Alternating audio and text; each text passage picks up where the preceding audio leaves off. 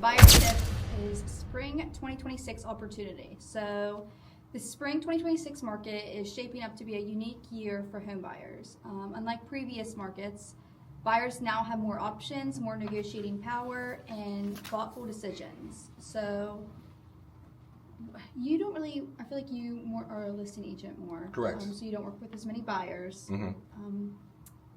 Do you think this is going to be a year for buyers? Oh, for sure. The way that the rates are dropping and the new packages that are going in and around the lending world, I just think that it's going to boom this year. I think a lot of people are very interested. I have people calling, right before we went on this live, I have people calling about listings I've had on the market for almost a year now. So new interest is definitely popping up.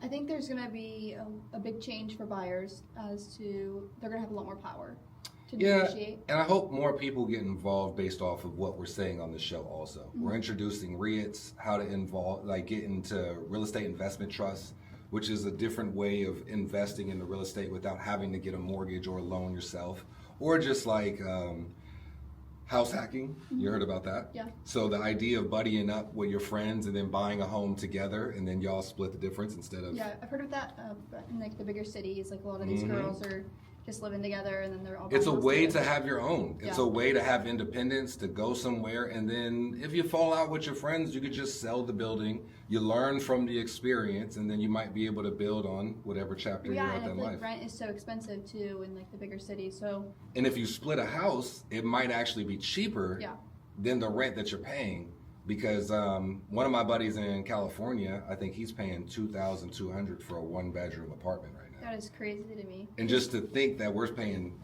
less than half of that. 700, 600. That is crazy to me. I couldn't imagine paying $2,000 a month for a one bedroom. I mean, you're smacking the city, though. Yeah. I mean, it's one of those, you don't need a car. Like, you can really just go walk where, and he does. And that's the luxury that you pay for. And Yeah. I think a lot of people are looking for that in the future. So if we have any real estate developers watching the show, the more experience you add to your property, your project, your apartment building, I think the more lucrative the property is going to be. So if you saw like a quadplex here that had a gym, a laundromat, a mail room, you know what I mean? It had all these things in it, a cafe.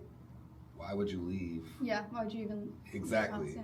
And so those are blowing up in major cities. So if people start developing that in this area in Belmont County, Jefferson County, and West Virginia, it would go crazy. Yeah, because we really don't have anything like that here.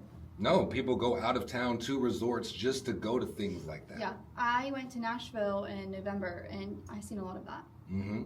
All the apartments had gyms, they had the Mexico the too. Starbucks. I heard there's a lot of resorts in Mexico that do the same thing. Really? Where you'll literally fly all the way to Mexico just to stay in the building the whole time that Yeah. you're there. So it is a thing.